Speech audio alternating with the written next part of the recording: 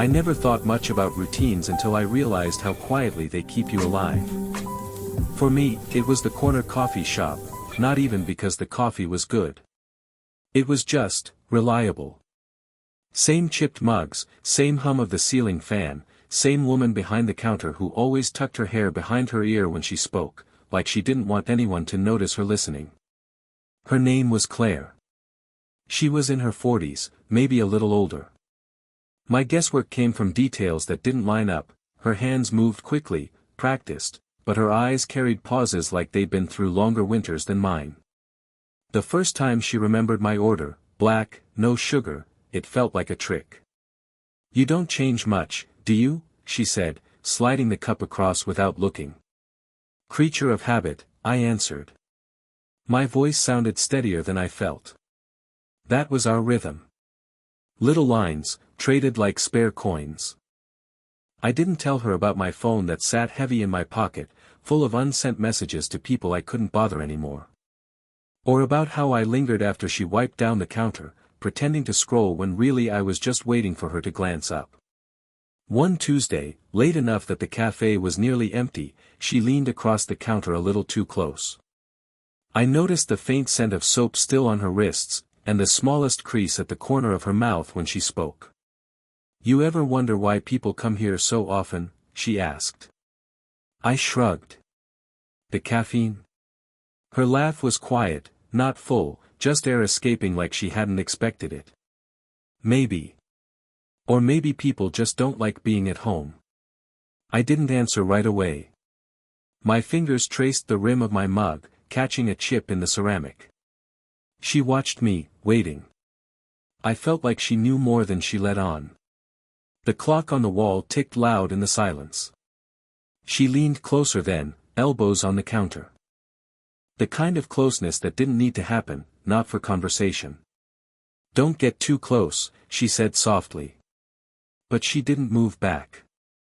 Her eyes flicked down, maybe at my hands, maybe at nothing at all, and for a second the room felt thinner, like we were on the edge of something that wasn't supposed to happen.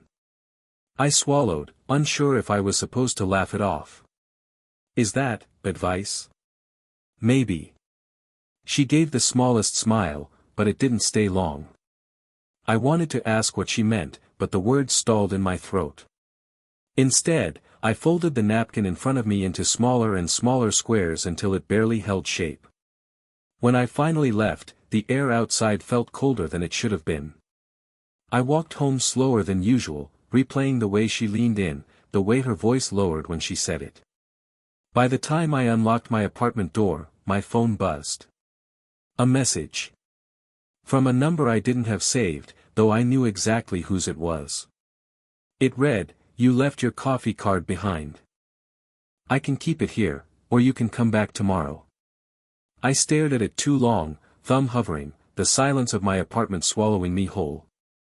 For the first time in a while, I didn't feel like deleting the words I wanted to send. I went back the next morning. Not because of the coffee card, not really. The truth is, I wanted to see if she'd say anything about the message. The shop was busier than usual, a small cluster of regulars spread across the tables, all half buried in their routines. Claire was behind the counter, moving quicker than yesterday, hair tied up messier, sleeves pushed to her elbows. She noticed me right away, though she didn't let it show much. Just the faintest lift at the corner of her mouth. "You left this," she said, holding out the coffee card. It was already stamped once more than it should have been. "You didn't have to, consider it a courtesy." She slipped it onto the counter. Her hand lingered a second longer than necessary before pulling back. I sat in the corner this time, not at the counter. Maybe I was testing if she'd come over, or maybe I was protecting myself from how easily I wanted her to. She did, eventually. She brought over a fresh cup without asking. "On the house," she said. "Don't get used to it." I nodded, trying not to smile. "I won't." She sat across from me. Not long, not in a way that would draw attention. Just long enough for me to notice the way she glanced toward the door before settling into the chair. "You remind me of someone," she said finally, stirring her own tea though she hadn't added anything to it. Should I be worried? She shook her head. No. He was younger than me too. A little lost, maybe. I think I just liked how he listened. Most people don't. Her voice trailed off like she'd already said more than she meant to. I wanted to ask who he was, a friend, a lover, someone she left behind. Instead, I just sat there, watching her hands. They were steady, but her thumb rubbed the edge of her cup in small circles, as if to hide a nervousness she didn't want me to see. I felt something catch in my chest. The difference in years stretched between us like a quiet warning. She was someone who had already built and broken pieces of a life, and I was still stumbling through mine. But sitting across from her, the warning felt less like a wall and more like a thread I couldn't help tugging. We stayed there, not talking much, the silence filling in comfortably until it wasn't anymore. Every word I didn't say looped back in my head, how easily I could picture this becoming something else, how dangerous it would be if it did. When I finally stood to leave, she reached for my cup. Our fingers brushed, just skin on skin, nothing dramatic. But the pause that followed carried more weight than I expected. Her eyes lifted, met mine, and for a fraction of a second she didn't move. Then she smiled, small, careful, and let her hand slip away. That night, I couldn't stop thinking about how such a simple touch had undone me. The next time I saw her, the cafe felt different. Louder somehow. A group of students crowded near the window, their laughter spilling into the corners. It made every silence between us sharper, like the world was conspiring to remind me we weren't the same. Claire moved slower that day. Not tired, but cautious. She placed my coffee in front of me, but her hand didn't linger this time. She almost avoided looking at me at all. "You okay?" I asked. She nodded too quickly. "Just busy." I wanted to believe her. But the truth was in the way she kept smoothing her apron, folding the fabric, unfolding it again. When the students left, the shop emptied into that familiar stillness. She came over, wiping the table next to mine even though it was already clean. I could feel her close, the faint warmth of her presence, but she didn't sit down. "You shouldn't come here so much," she said quietly. I looked up. "Why not?" She hesitated. "People notice things. They assume." Her voice drifted, unfinished, and I caught the flicker of worry in her eyes. Not fear of me, fear of being seen with me. I almost laughed, but it stuck in my throat. "Assume what?" She didn't answer. Instead, she pressed the damp cloth into the table harder than necessary, as if scrubbing out something invisible. The bell above the door chimed. A man walked in, older, suit jacket slung over one arm. He greeted her by name, familiar enough that my chest tightened without reason. She smiled at him, polite, professional, but not the way she smiled at me. I sat still, fighting the urge to shrink. My coffee cooled untouched. When he left, she didn't look my way right away. Only after the door shut did her eyes meet mine, almost apologetic. "I didn't mean," she started, then stopped. Her lips pressed together, as if she'd thought better of it. I wanted to say something easy. A joke. A line to cut the tension. Instead, I said nothing. Just watched the way she finally lowered herself into the chair across from me, shoulders sinking as though she'd given up resisting for a moment. Her fingers brushed the edge of my cup. Not by accident, too slow for that. She traced the rim once, then pulled her hand back quickly, folding it into her lap. We sat there, caught in the kind of silence that says more than speaking could. My pulse kept time with the clock on the wall. "I don't know what you think this is," she whispered. I swallowed. "Neither do I." The words hung between us, fragile, unfinished. For a second, it felt like she might lean forward, and I might not stop her. Her eyes flicked to my mouth. Mine to hers. The air thickened. Then the bell over the door chimed again, breaking it. She pushed back her chair too quickly, stood, and busied herself with the counter. And just like that, the moment we almost crossed evaporated, leaving me both relieved and aching. It was late, the kind of late where even the streetlights seemed tired. I wasn't planning to walk her home, but when she closed up early, she didn't stop me from falling into step beside her. The air was cool, sharp enough to keep us awake. She carried her thermos tucked under one arm, hands hidden in her coat pockets. I wanted to ask why she left work early, but the question caught in my throat. "You don't have to," she said after a block. "Don't have to what?" "Walk me." I shrugged. "Maybe I want to." That made her laugh, soft but uneasy. She kept her eyes forward, not on me. For a while, the only sound was the scrape of our shoes against the pavement. We stopped at a bench near the corner. She sat, almost like her legs had given out. I stayed standing until she looked up, and then I lowered myself beside her, careful not to sit too close. "Do you ever think about what people see?" she asked suddenly. "All the time."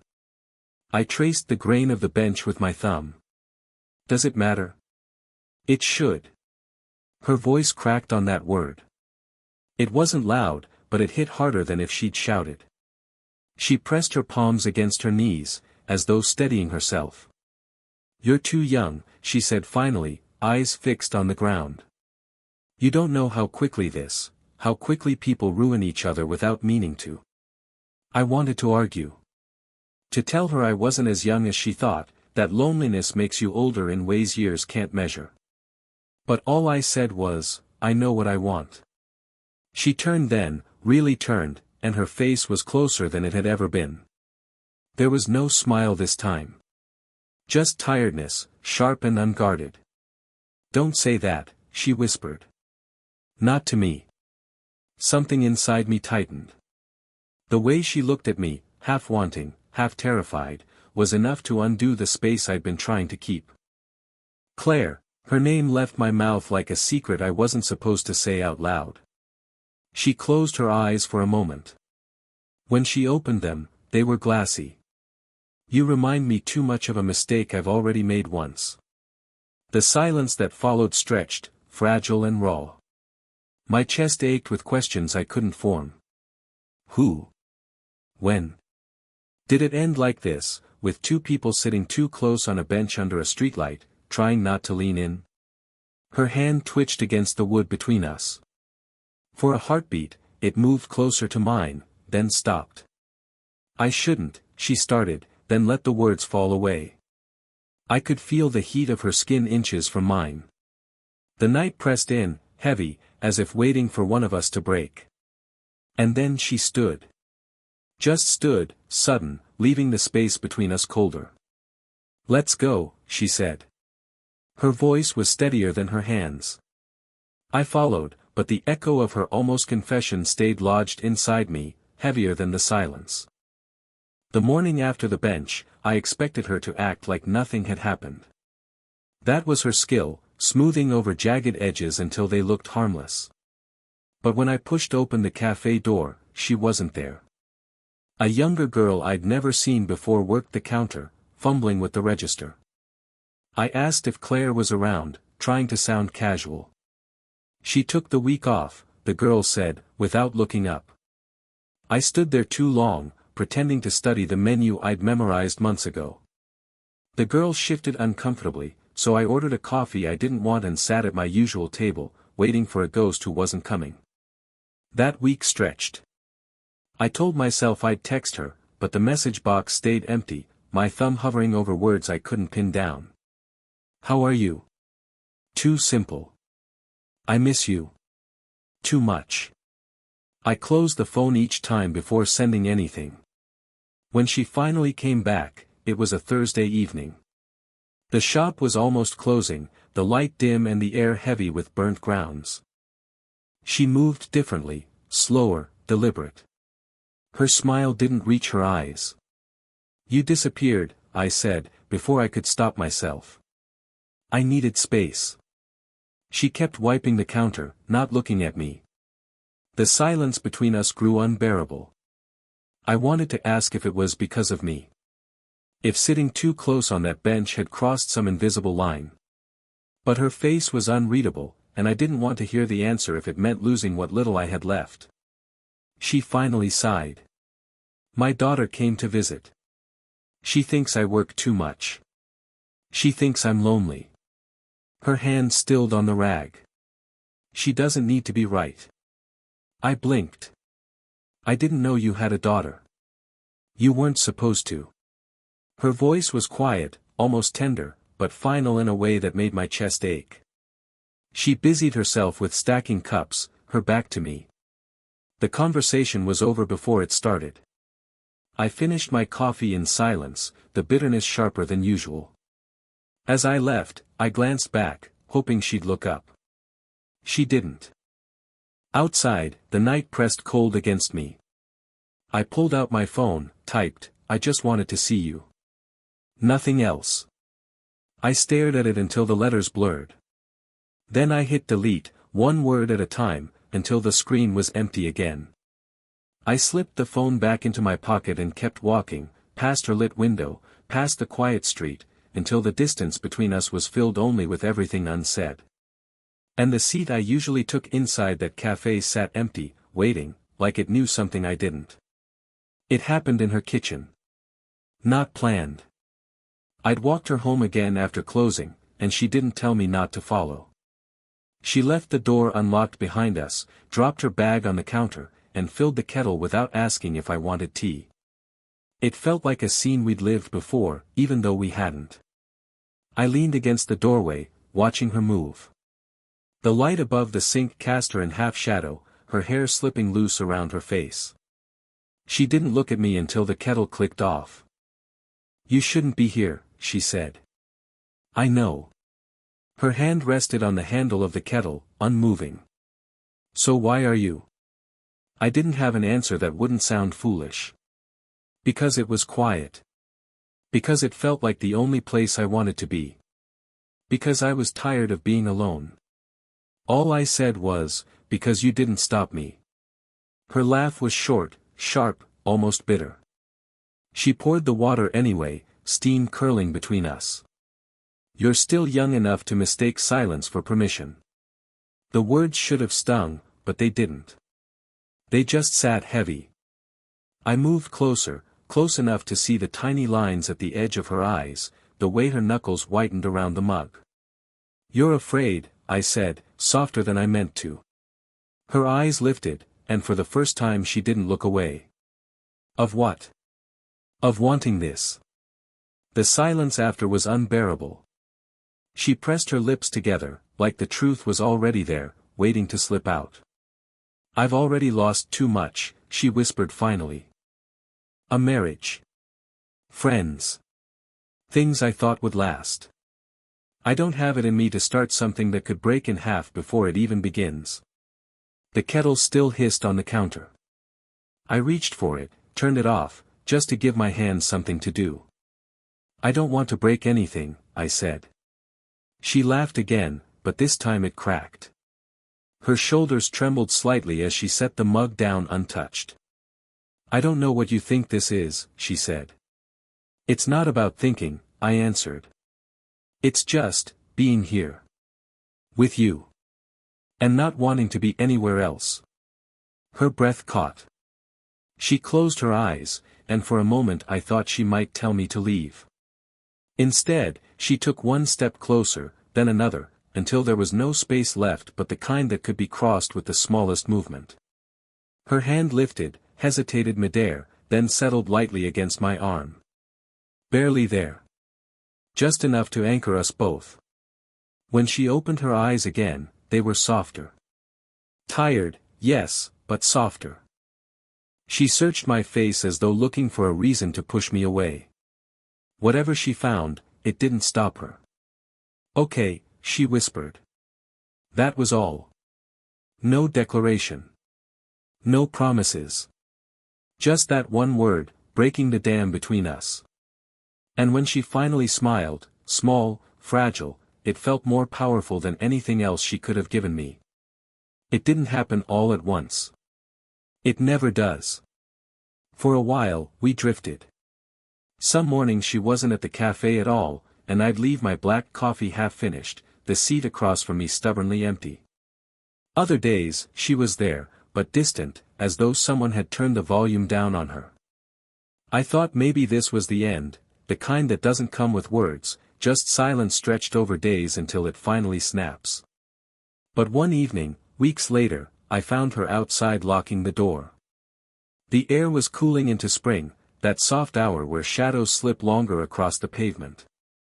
She glanced up at me, surprised, then smiled in that small, careful way I'd missed.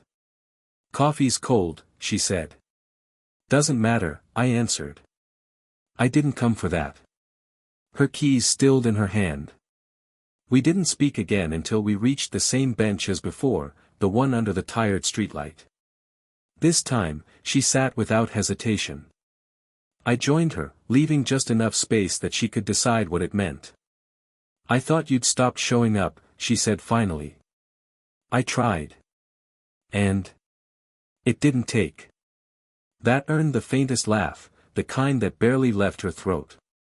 She looked at me then, really looked, like she was testing if I'd still be there when the weight of it all pressed down again. Her hand was resting on the bench, inches from mine. Not twitching, not pulling back. Just there.